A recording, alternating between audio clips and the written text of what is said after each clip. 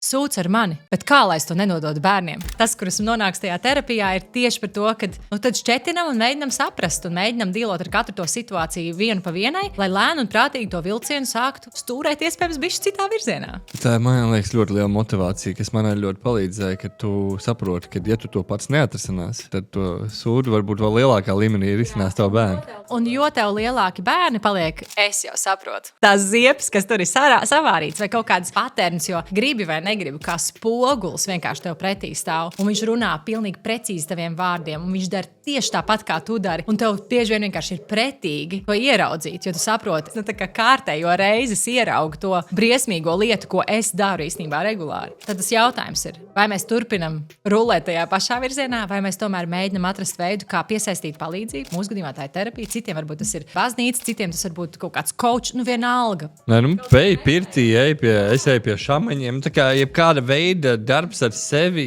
ir, tu virzies uz priekšu.